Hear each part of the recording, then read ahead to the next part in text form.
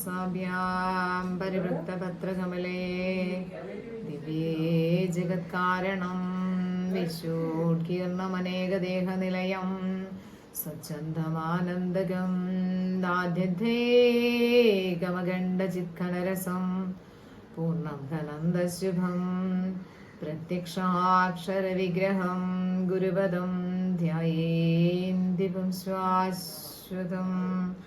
ഓം ശ്രീനാരായണ പരമഗുരവേ നമഃ. കോട്ടയം SNDP യോഗം ഭരണസമിതി അംഗങ്ങൾ, കോട്ടയം സൈബർസേന ഭരണസമിതി അംഗങ്ങൾ, ഗുരുവിജ്ഞാന സന്ധ്യ എന്ന പ്രഭാഷണ പരമ്പര ചിങ്ങം 1-ാം തീയതി മുതൽ കന്യം 9-ാം തീയതി വരെ നടത്തുന്ന മഹാഗുരുവിൻ്റെ ആ ദർശനം ലോകമെമ്പാടും എത്തിക്കാൻ നടത്തുന്ന ഈ പ്രഭാഷണ പരമ്പരയിൽ അംഗമാകാൻ അവസരം കിട്ടിയത് ഞാൻ ആദ്യം തന്നെ നന്ദി അറിയിക്കുന്നു. പൊന്നിൻ ചിങ്ങമാസം എന്ന് പറയുമ്പോൾ നമ്മൾക്ക് ആദ്യം ഓർമ്മ വരുന്നത് മഹാഗുരുവിൻ്റെ ചതയവും ഓണാഘോഷവും ഒക്കെയാണ്. ഭഗവാൻ ശ്രീനാരായണ പരമഹംസദേവനെ കുറിച്ച്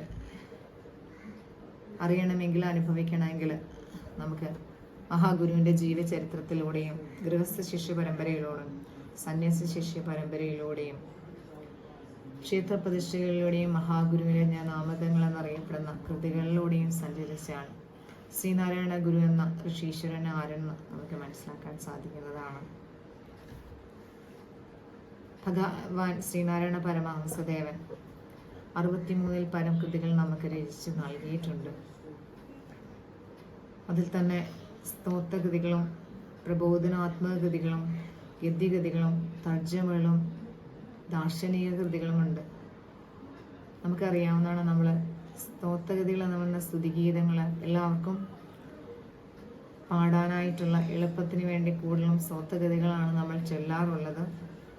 വിനായകാഷ്ടവും ജന്നി നവരത്നമഞ്ജരിയും ദേവിസ്തവും പോലെയുള്ള കൃതികൾ നമ്മൾ അനായാസന എളുപ്പത്തിൽ നമ്മൾ ചൊല്ലിപ്പോവാറുണ്ട്, ഓരോ ദേവതകളെ സ്തുതിച്ചുകൊണ്ട്.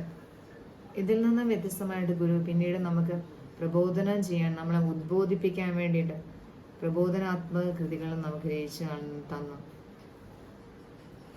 സദാചാരവും അനുകമ്പാദശവും പോലെയുള്ള കൃതികൾ. സദാചാരം എന്ന കൃതിയിൽ നമ്മൾക്കറിയാം, നല്ലതല്ലൊരുവൻ ചെയ്ത് നല്ല കാര്യം മറപ്പത്, നല്ലതല്ലാത്തത് ഉടനെ മറന്നിടണം എന്ന് പറയുന്ന ആ കാര്യങ്ങൾ നമ്മളത് വായിച്ചു കഴിയുമ്പോൾ, മനനം ചെയ്ത് കഴിയുമ്പോൾ നമ്മളിലുണ്ടാകുന്ന ഉദ്ബോധനമാണ് ഗുരു അവിടെ കാട്ടിത്തന്നത്. അതുപോലെ അനുകമ്പാദശകത്തിലും ഒരു പീഡ എറുമ്പിനും വരുത്തരുത് എന്ന് ഗുരു നമ്മളെ അരുളി തന്നിരുന്നു.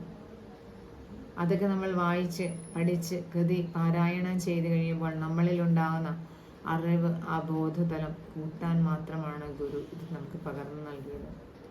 ഇതിൽ നിന്നും വ്യത്യസ്തമായിക്കൊണ്ട് തർജ്ജമകളുണ്ട്, ഈശോവാസ്യം ഉപനിഷത്ത്. ഇതിൽ നിന്നും വ്യത്യസ്തമായിട്ടാണ് മഹാഗുരു തന്നത് ഗദ്യപ്രാർത്ഥനകൾ. നമുക്കറിയാവുന്നതാണ്, ഗദ്യകൃതികൾ കോലത്തുകരയിൽ വെച്ച് മഹാഗുരു രചിച്ചു തന്നിട്ടുണ്ട്. ഇതിൽ നിന്നെല്ലാം വ്യത്യസ്തമാക്കിക്കൊണ്ട് ഭഗവാന്റെ ദർശനം, മഹാഗുരുവിൻ്റെ ദർശനം എന്ന് പറഞ്ഞാൽ ദ്വൈതമല്ല, അദ്വൈതമാണ്.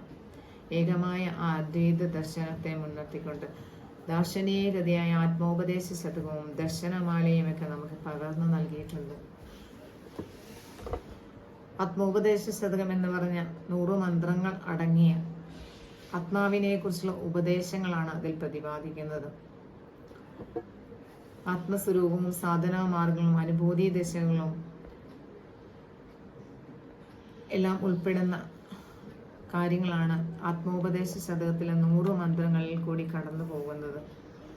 ഭഗവാൻ ശ്രീനാരായണ പരമഹംസദേവന് അരുവിപ്പുറത്ത് വിശ്രമിക്കുന്ന വേളയിൽ ശിഷ്യന്മാർക്ക് പകർന്നു കൊടുക്കുകയും ആ ശിഷ്യന്മാർ അത് എഴുതിയെടുത്തതിന് ശേഷം ഗുരു തന്നെ അത് വായിച്ച് തെറ്റുതിരുത്തലുകൾ നടത്തി 1917 ആലുവ അദ്വൈത ആശ്രമത്തിൽ വെച്ചു ചൈതന്യ സ്വാമികളാണ് അത് വിവേകോദയം എന്ന പത്രത്തിൽ കൂടി പ്രസിദ്ധീകരണം ചെയ്യുന്നത്.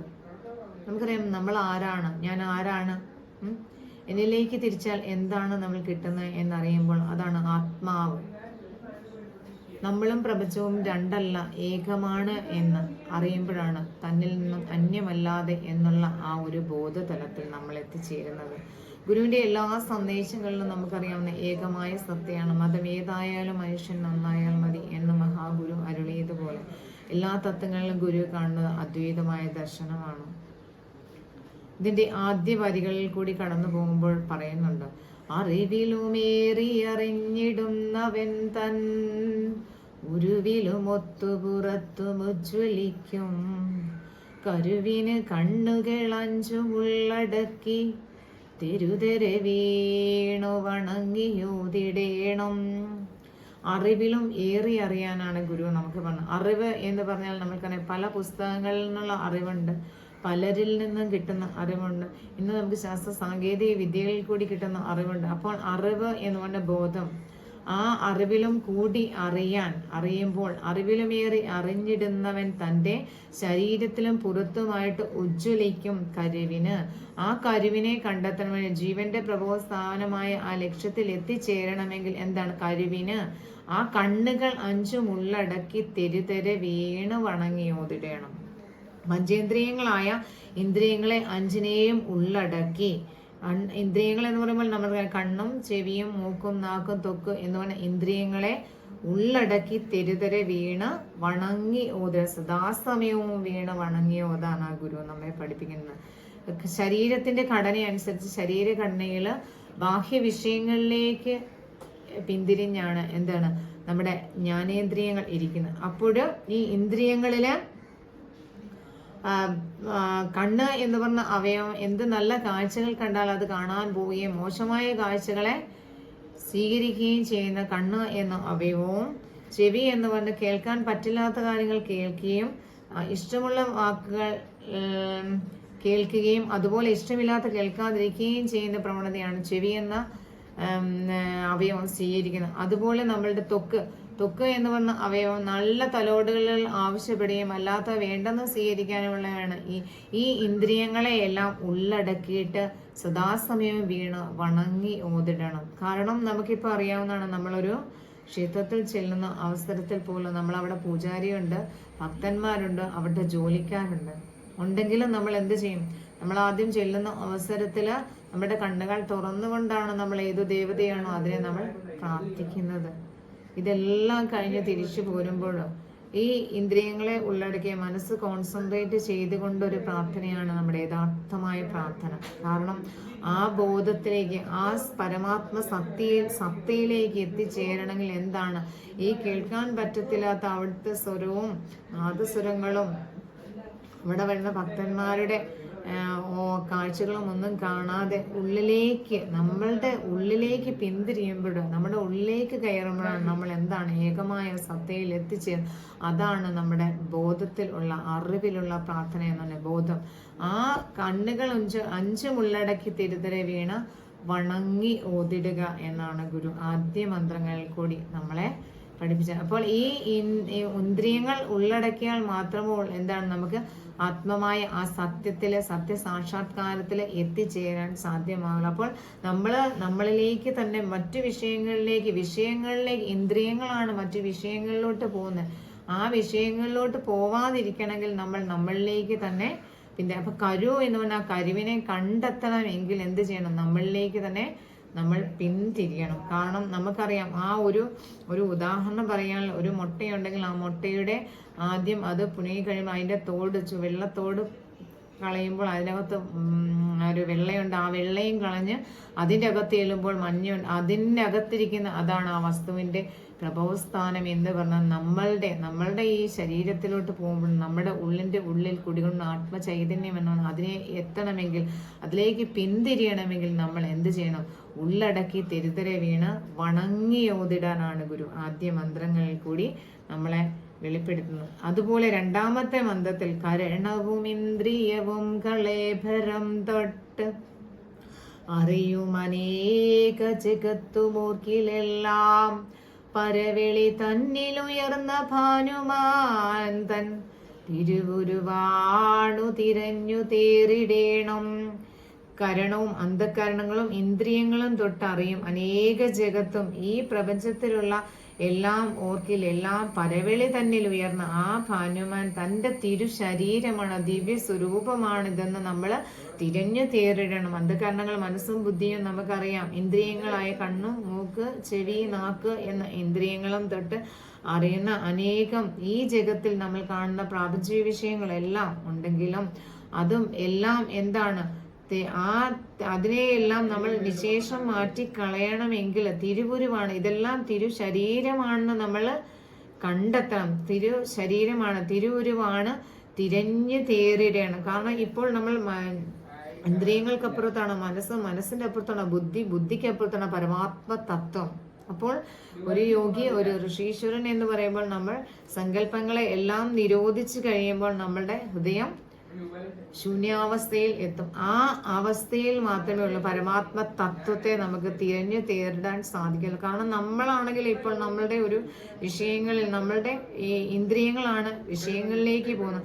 ആ വിഷയങ്ങൾ കൊണ്ട് മനസ്സിൽ വെക്കും, ആ മനസ്സ് മലിനമാകും. അവിടെ നമുക്ക് എന്താണ്, സൂര്യപ്രഭ ചൊരിയുന്ന ഒരു പരമാത്മ തത്വത്തെ നമുക്ക് കിട്ടത്തില്ല. അത് കിട്ടണമെങ്കിൽ, തിരഞ്ഞു തേറിടണമെങ്കിൽ കരണവും ഇന്ദ്രിയവും കളയപരം തൊട്ട് ഈ ജഗത്തിലുള്ള എല്ലാം ദിവ്യ സ്വരൂപമാണെന്ന് കണ്ട് അറിഞ്ഞ് തിരിച്ചറിയണമെന്നാണ് ഗുരു നമുക്ക് രണ്ടാമത്തെ മന്ത്രത്തിൽ കൂടി നമ്മളെ ഉപദേശിച്ചത്. കാരണം ഇത് ഈ ഉള്ളിലോട്ട് തന്നെ, നമ്മളുടെ ഉള്ളിൽ തന്നെ കുടികൊള്ളുന്ന ആത്മചൈതന്യത്തെ കണ്ടുണർത്താനാണ് ഗുരു നമ്മളെ ഉദ്ബോധിപ്പിക്കുന്ന ഈ കൃതികളിൽ കൂടി. കാരണം ആദ്യ 6 മന്ത്രങ്ങളിൽ കൂടി ബ്രഹ്മത്തെക്കുറിച്ച്, സത്യത്തെക്കുറിച്ച് മാത്രമാണ് ഗുരു നമുക്ക് പകർന്നു നൽകുന്നത്. അടുത്ത മന്ത്രങ്ങളിൽ പറഞ്ഞു, ഉലകേരുറങ്ങി ഉണർന്ന് ചിന്ത ചെയ്യും പലതും ഇതൊക്കെയും ഉറ്റു പാർത്തു നിൽക്കും, വിലമതിയാത്ത വിളക്കുതിക്കയും പിൻ പുലികയുമില്ലിത് കണ്ടുപോയിടേണം. ഈ ആത്മസത്യത്തെ ഉലകർ ഉറങ്ങിയും ഉണർന്നും പല ചിന്തകളിലും ഏർപ്പെടുമ്പോഴും പല ചിന്തകൾ വിലമതിയാത്ത വിളക്ക് ഉദിക്കുകയുമില്ല, പൊലികയുമില്ല. ഇത് കണ്ടുപോയി നമ്മൾ ചെയ്യുന്ന ഓരോ പ്രവൃത്തിയിലും കണ്ടുപോയിട്ടുണ്ട് ഒരു ആത്മചൈതന്യമുണ്ട്. അതിനെ കണ്ട് നമ്മൾ പറയാറില്ല, മനസ്സാക്ഷിയോട് വിപരീതമായ കാര്യങ്ങൾ ചെയ്യരുത്. കാരണം നമ്മൾക്കറിയാം നമ്മുടെ തന്നെയുള്ള ഒരു സാക്ഷി രൂപം നമ്മൾ, അതാണ് വിലമതിയാത്ത വിളക്ക്, ഉദിക്കത്തുമില്ല പൊലിയത്തുമില്ല. അത് ഒരാൾ രാവിലെ എഴുന്നേറ്റ് കൊളുത്തുകയും വേണ്ട, അത് വൈകിട്ട് അണയ്ക്കുകയും വേണ്ട, അത് എരിയുന്നുണ്ട്. ആ ദീപത്തെ, ആ നാളത്തെ കണ്ടിട്ട് വേണം പോവുക. അത് കണ്ടിട്ട് വേണം നമ്മുടെ ദേഹം വെടിയാനെന്ന്. കാരണം നമ്മൾ രാവിലെ എഴുന്നേറ്റ് പല വ്യവഹാരമായ ബന്ധങ്ങളിൽ ഏർപ്പെടുമ്പോഴും എന്താണ്, ഈ വിലമതിയാത്ത ദീപം നമ്മളിൽ പ്രജ്വലിക്കുന്നു. ആ ജ്വലിക്കുന്ന ദീപത്തെ എന്താണ് നമ്മൾ കണ്ടുപോയിടണമെങ്കിൽ, നമ്മൾ ആത്മസത്യത്തിലേക്ക് ഇറങ്ങണമെങ്കിൽ നമ്മൾ നമ്മളിലേക്ക് തന്നെ നമ്മൾ ബാഹ്യ വിഷയങ്ങളിലേക്ക് പോവാതെ ആ വിലമതിയാത്ത വിളക്കിനെ നമ്മൾ കണ്ടെത്തണമേ. വിലമതിയാത്ത വിളക്ക് ഉദിക്കുകയുമില്ല, പൊലിയുകയുമില്ല, അത് കണ്ടുപോയിട ആത്മാവ് എന്ന സത്യത്തെ. കാരണം നമ്മുടെ അവസ്ഥാത്രയങ്ങളെ ജാഗ്രതയും സ്വപ്നവും സുഷുപ്തിയും എന്ന അവസ്ഥയിലും നമ്മൾ ഞാനെന്ന ഞാനുണ്ട്. നമ്മൾ ഉണർന്നിരിക്കുമ്പോഴുമുണ്ട്, ഉറങ്ങുമ്പോഴുമുണ്ട്, സ്വപ്നം കാണുന്ന അവസ്ഥയിലും ഞാനായിട്ട് തന്നെ ഇരിപ്പുണ്ട്. ആ ഞാനിനെ അറിയണമെങ്കിൽ എന്താണ്, നമ്മളിലേക്ക് തന്നെ പിന്തിരിയണമെന്നാണ്. ആ വിലമതിയാത്ത വിളക്ക് ഉദിക്കുകയുമില്ല, പൊലിയുകയുമില്ല, അത് കണ്ടുപോയിടണം. അടുത്ത മന്ത്രത്തിൽ പറഞ്ഞു, ഉണരണം ഇന്നിയുറങ്ങണം ഭുജിച്ചിടണം അശന പുണരേണം എന്നിവണ്ണം അണയുമനേക വികൽപ്പമാകയാൽ ആരുണരുവതുള്ളൊരു നിർവികാര രൂപം. ഈ നിർവികാരമായ ആ രൂപം, ആത്മാവ് എന്ന ഈ രൂപത്തിന് നാശമൊന്നുമില്ല, ഒരു മാറ്റങ്ങളും ഇല്ലാതെ ഉണ്ടായി നിലനിന്ന് ക്ഷയിച്ച് നശിച്ചു പോകുന്ന ഒരു രൂപങ്ങൾ ഉണ്ടെങ്കിലും ഈ ആത്മാവ് എന്ന് പറഞ്ഞ ആ സത്യത്തിന്, അതിന് നാശങ്ങൾ ഒന്നുമില്ലാത്ത ആ നിർവികാരമായ ആ രൂപത്തെ നമ്മൾ കണ്ടുവേണം നമ്മുടെ ജീവിതത്തിൽ, ദൈനംദിന ജീവിതത്തിൽ ഉണ്ടും ഉറങ്ങിയും ജീവിതത്തിൽ ഏർപ്പെടുമ്പോഴും നമ്മൾ എന്താണ്, ഇങ്ങനെ ഒരു രൂപം, ഈ നിർവികാരം ആര് ഉണരുവതുള്ളൊരു നിർവികാര രൂപം എന്നാണ് ഗുരു പറഞ്ഞ് നമുക്ക് തരുന്നത്. കാരണം നമ്മളെ ആദ്യ മന്ത്രങ്ങളിൽ കൂടിയും രണ്ടാമത്തെ മന്ത്രങ്ങളിലും കൂടി ഒക്കെ കടന്നു പോകുമ്പോൾ ബ്രഹ്മത്തെക്കുറിച്ച്, സത്യത്തെക്കുറിച്ച് മാത്രമാണ് ഗുരു നമുക്ക് സത്യസ്ഥിതി അത് എന്തെന്നറിയാനായിട്ടാണ് ഗുരു നമുക്ക് ഓരോ വരികളിലൂടെ കണ്ടത്. അപ്പോൾ വിലമതിയാത്ത വിളക്ക് ഉദിക്കുകയുമില്ല, പൊലിയുകയുമില്ല, അത് കണ്ടുപോയിടണമെന്ന് പറയും. ഇവിടെ നിർവികാരമായ ആ രൂപമാണ് ആത്മാവ്. ആ മാറ്റങ്ങളൊന്നുമില്ല. നമുക്ക് ശരീരത്തിന് നമുക്ക് നാശം സംഭവിക്കാറുണ്ട്, പക്ഷേ ആത്മാവിന് ഒരിക്കലും നാശം സംഭവിക്കില്ല. അപ്പോൾ ആ ആര് ഉണരുവതുള്ളൊരു നിർവികാര രൂപം എന്നാണ് ഗുരു പറയുന്നത്. അതുപോലെ അടുത്ത മന്ത്രത്തിൽ പറയുന്നുണ്ട്, പരയുടെ പാലു നുകർന്ന ഭാഗ്യവാന്മാർക്ക് 10,000 ആണ്ടൊരൽപ്പനേരം അറിവപര പ്രകൃതിക്കധീനമായാൽ അരനൊടി 1000 ആണ്ടുപോലെ തോന്നും. പരയുടെ പാല് നുകർന്ന ഭാഗ്യവാന്മാർക്ക്, ശ്രീനാരായണ ഗുരുദേവ തൃപാദങ്ങളെ പോലെയുള്ള ആത്മജ്ഞാനികൾക്ക്, പരയുടെ പാല് നുകർന്ന ഭാഗ്യവാന്മാർക്ക് കാലം ദേശം നിമിത്തം ഒന്നും ബാധകമല്ല. നമുക്കറിയാം അല്ലെ? കാരണം പരയുടെ പാല് നുകർന്ന ഭാഗ്യവാന്മാർക്ക് എന്താണ്? അരനൊടി 1000 ആണ്ട് പോലെ തോന്നുന്നത് അപരപ്രകൃതിക്ക് നമ്മൾ അധീനമാണ്. പരയുടെ പാല് നുകർന്ന ഭാഗ്യവാന്മാർക്ക് 10,000 ആണ്ട് അല്പനേരം പോലെ തോന്നാം. ആത്മജ്ഞാനികൾക്ക് അല്പനേരം പോലെ തോന്നാം. എങ്കിലും അപരപ്രകൃതിക്ക് അധീനമായാൽ അരനൊടി ശകല സമയം 1000 ആണ്ട് പോലെ തോന്നാവുന്നതാണ്. കാരണം നമ്മളാണെങ്കിൽ നമ്മുടെ ജീവിതത്തിൽ ഉണ്ടാകുന്ന ഒരു വീട്ടിൽ ഉണ്ടാകുന്ന ഒരു വിവാഹം എന്ന കർമ്മം നമ്മുടെ വീട്ടിൽ ഉണ്ടാകുമ്പോൾ നമ്മൾ എന്താണ്, നമ്മൾ സന്തോഷത്തിൽ നിൽക്കുന്ന അവസ്ഥയിൽ നമ്മൾക്ക് കുറേ സമയങ്ങൾ നമ്മൾക്ക് കിട്ടിയാലും അത് പെട്ടെന്ന് കടന്നു പോവാറുണ്ട്. അപ്പോൾ അവിടെ നമുക്ക് കിട്ടുന്ന കാലദൈർഘ്യം എന്ന് കൂടുതൽ കിട്ടിയാലും അത് പെട്ടെന്ന് പോകും. അപ്പോൾ നമ്മൾ എന്താണ്, നമ്മൾ ആശ്രയിച്ചിരിക്കുന്ന നല്ല കാര്യങ്ങളെയാണ്. പര എന്ന് പറഞ്ഞ ആ ശക്തിയെ ആശ്രയിച്ചു നമ്മൾ പെട്ടെന്ന് സമയം കടന്നു. പക്ഷേ ജഡത്വ ബോധത്തിന് അതിൽ ആവശ്യപ്പെട്ട് കഴിയുന്ന ദുഃഖിക്കുന്ന ഒരു വേളയിൽ, ഒരു ഹോസ്പിറ്റൽ കേസ് കെട്ട് വരുന്ന ഒരു വേളയിൽ നമ്മൾ അപരയ്ക്ക് അധീനമാകുമ്പോൾ എന്താണ് നമ്മളിൽ സംഭവിക്കുന്നത്? അപ്പോൾ നമ്മളിൽ ഉണ്ടാകുന്നതെന്ന് വെച്ചാൽ അരനൊടി 1000 ആണ്ട് പോലെ തോന്നാം. കാരണം കുറച്ച് സമയം നമ്മൾ ചെലവഴിച്ചോളല്ലേ നമ്മൾ പറയാണ്ട് ഒരുപാട് സമയദൈർഘ്യം നമ്മൾ എടുത്തു. കാരണം പരയെ ആശ്രയിക്കുമ്പോൾ നമ്മൾക്ക് സമയദൈർഘ്യം കുറവും, അപരപ്രകൃതിക്ക് അധീനമാകുമ്പോൾ സമയദൈർഘ്യം കൂടുതലും ഉണ്ടാണ്. അതാണ് പരയുടെ ആത്മജ്ഞാനികളായ പരയെ അപ്പോൾ ഈ മന്ത്രങ്ങളിൽ കൂടി തന്നെ പോകുമ്പോൾ നമ്മൾക്കറിയാം പരയും അപരയുമുണ്ട്, സമയം അന്യയുമുണ്ട്, വിദ്യയും അവിദ്യയുമുണ്ട്. ഇതെല്ലാം ഓരോ വ്യത്യസ്തമായ പേരുകളിൽ കൂടിയാണ് ഗുരു അത് നമുക്ക് പകർന്നു നൽകുന്നത്. അപ്പോൾ ഇവിടെ പരയുടെ പാല് നുകർന്ന ഭാഗ്യവാന്മാർ എന്ന് പറയുമ്പോൾ നമുക്കറിയാവുന്നതാണ് ആരാണ്?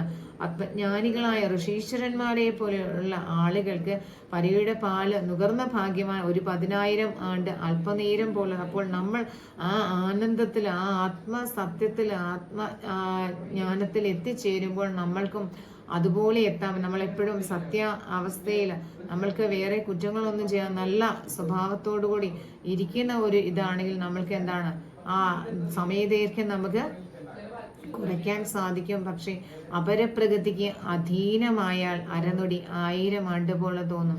അപ്പോൾ ഏറ്റവും നമ്മുടെ ആ പരയെ ആശ്രയിച്ചുള്ള ജീവിതമാണ് ഗുരു നമുക്ക് പറഞ്ഞത്. പരയുടെ പാല് നുകർന്ന ഭാഗ്യവാന്മാർക്ക് 10,000 ആണ്ട് അല്പനേരവും അപരപ്രകൃതിക്ക് അധീനമായാൽ അരനൊടി 1000 ആണ്ട് പോലെ തോന്നും.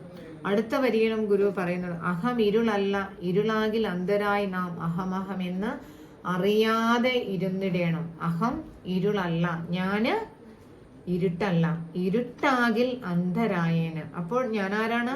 ഞാനും സച്ചിദാനന്ദ സ്വരൂപമാണ് എന്നാണ് ഗുരു ഇവിടെ കാട്ടിത്തന്നത്. അഹം ഇരുളല്ല, ഇരുളാകിൽ അന്ധരായി നാം അഹമഹമെന്ന് അറിയാതിരുന്നിടണം. അഹം ഇരുളല്ല, ഞാൻ ഇരുട്ടല്ല.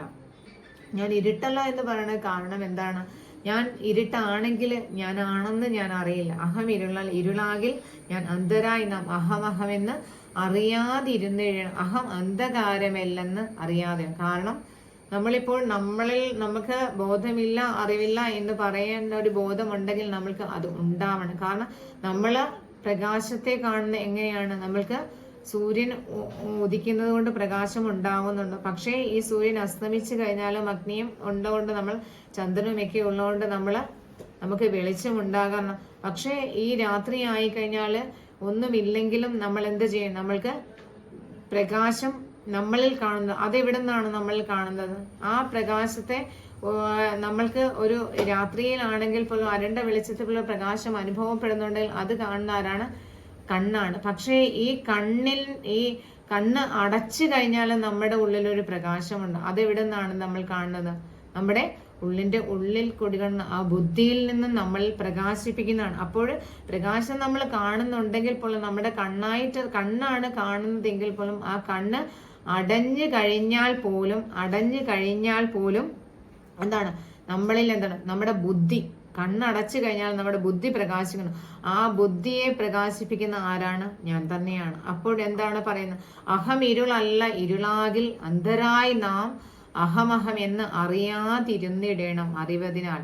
അഹം അന്ധകാരമല്ലെന്ന് ഇങ്ങനെ ഓതിടണം. അപ്പോൾ നമ്മൾ നമ്മളും സച്ചിദാനന്ദ സ്വരൂപമായ ആണെന്നാണ് ഗുരു നമുക്ക് ഈ വരികളിലൂടെയും പറഞ്ഞു തരുന്നത്. കാരണം എന്താ വെച്ചാൽ ഓരോ വരികളിൽ കൂടി പറഞ്ഞു തരുമ്പോഴും ഇതിൽ നിന്ന് മനസ്സിലാക്കേണ്ട ബ്രഹ്മസത്യത്തെ ആത്മസത്യത്തെ നമ്മൾ ആരാണ്, നമ്മളിലേക്ക് തന്നെ തിരിഞ്ഞു കഴിയുമ്പോൾ ബോധമില്ല അറിവില്ല എന്ന് പറയുന്നുണ്ടെങ്കിൽ നമ്മൾ ഇരുട്ടല്ല, ആ ബോധം നമ്മളിൽ ഉള്ളത് കൊണ്ട് നമ്മുടെ ആ ബുദ്ധി പ്രകാശിപ്പിക്കുന്നുണ്ടെങ്കിൽ അതെന്താണ്?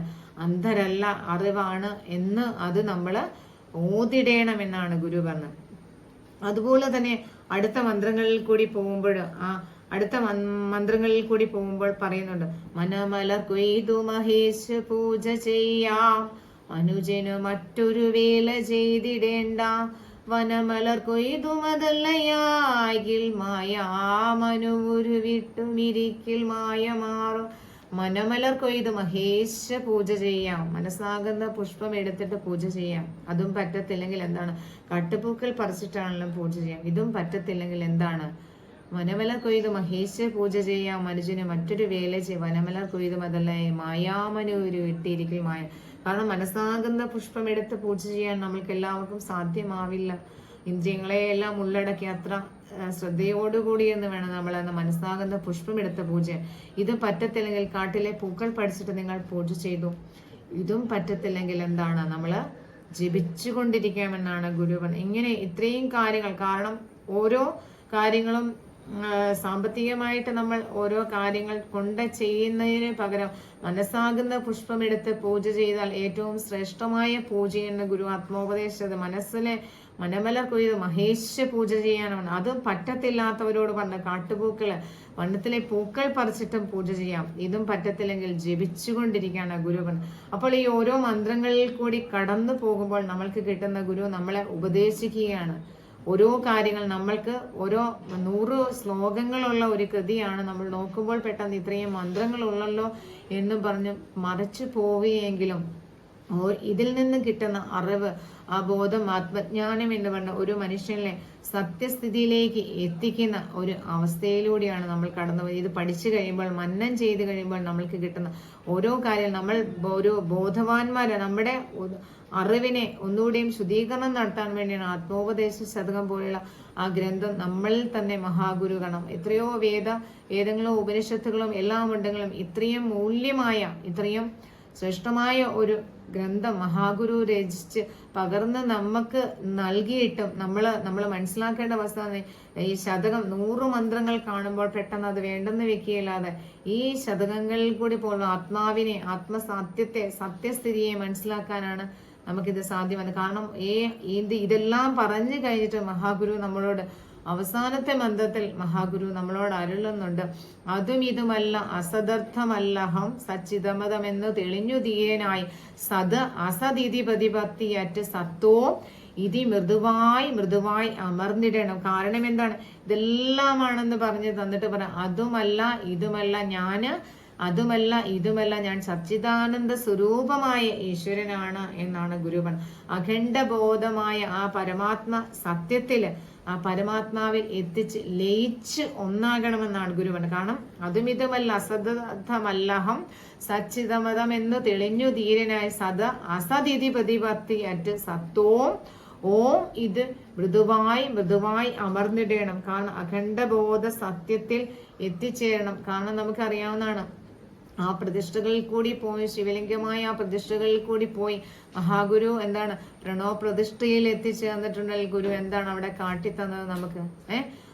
അതിൽ ലയിച്ച് ഓം എന്ന അതിൽ സത്യത്തിൽ അമർന്ന് ലയിച്ച് ഒന്നാകെ അഖണ്ഡബോധ സത്യത്തിൽ ഒരു മനുഷ്യൻ എന്ന ഒരു വ്യക്തി എങ്ങനെ ഈശ്വര പദത്തിൽ അത് ആ ദൈവപദത്തിലോട്ട് എത്തിച്ചേരാനായിട്ടുള്ള ഈശ്വരനെ നമുക്ക് സത്യസാക്ഷാത്കാരത്തിലേക്ക് എത്തിച്ചേരാനുള്ള എല്ലാ കാര്യങ്ങളുമാണ് ഗുരു നമ്മൾക്ക് ഈ കൃതികളിൽ കൂടി നമ്മളെ മന്നം ചെയ്ത് നമ്മളെ മനസ്സിലാക്കി തരുന്ന ഈ ആത്മോപദേശ ശതകം എന്ന് പറഞ്ഞ കൃതി മറ്റു ഭാഷകളില്, ഇറ്റാലിയൻ ഭാഷകളില് പരിഭാഷപ്പെടുത്തിയിട്ടുണ്ട്. നമുക്ക് തന്നെ അറിയാം, ഡോക്ടർ സുബ്രീന ലേ എന്ന് പറഞ്ഞ വ്യക്തിയാണ് ഈ ആത്മോപദേശ ശതകം 100 മന്ത്രങ്ങളാണ്. അതായത് ഈ കേരളത്തിൽ ജനിച്ച ഒരു വ്യക്തിയല്ല, മറ്റ് രാജ്യങ്ങളിൽ ജനിച്ച ഒരു വ്യക്തി. സുബ്രീന ലേ എന്ന പേര് കേൾക്കുമ്പോൾ തന്നെ നമുക്കറിയാം ആ വ്യക്തി ഇത് ഇറ്റാലിയൻ ഭാഷയിലോട്ട് ആത്മോപദേശ ശതകം പരിവർത്തനം ചെയ്യപ്പെട്ട ഏറെ ബഹുമാനപ്പെട്ട ബ്രഹ്മശ്രീ സച്ചിദാനന്ദ സ്വാമികൾ മുഖേന ആണ് അതിനുള്ള അറിവുകൾ പകർന്നു കിട്ടുകയും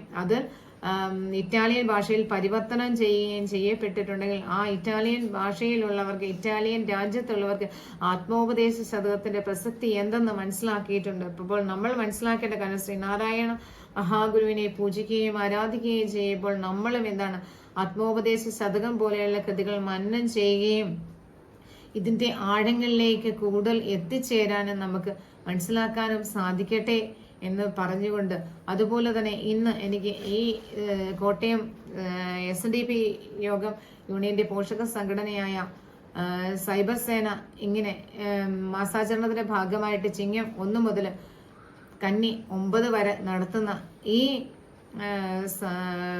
പ്രഭാഷണ പരമ്പരയിൽ അംഗമാകാൻ ഒരു അവസരം തന്നതിൽ ഞാൻ നന്ദി അറിയിച്ചുകൊണ്ട് മഹാഗുരുവിന്റെ അനുഗ്രഹ കൃപാ കടാക്ഷങ്ങൾ ഏവരിലും ഉണ്ടാകട്ടെ എന്ന പ്രാർത്ഥനയോടെ നിർത്തുന്നു. നമസ്തേ. മഹാഗുരുവിന്റെ ദർശനം.